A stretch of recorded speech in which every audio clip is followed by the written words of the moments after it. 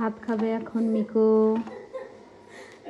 তো মিকোর আজকে ভাতে আছে, মানে ভাত খাবে হচ্ছে, গলা আছে আর মেটে।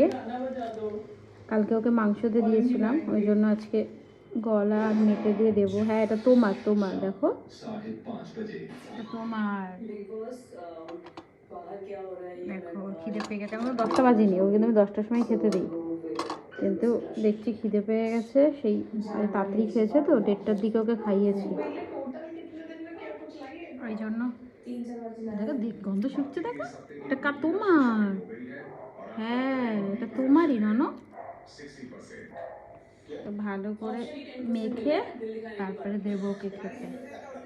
খিদে পেলে, দেখো খিদে পেলে পরে চোখ মুখ ছোট হয়ে যায়।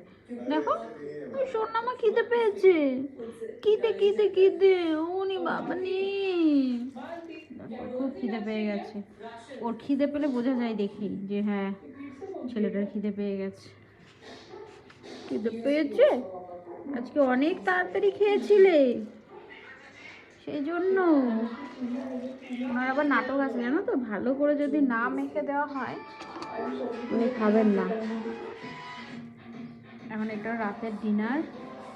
অনেকে বলে মেটে দিতে নেই, কিন্তু কি করবো বলো, মেটে ছাড়া খাই না, শুধু মাংস দিলেও একটু মেটে দিতে হয়। ছোটোর থেকে মেটেটা খেয়ে অভ্যেস তো। দেখো বসলো,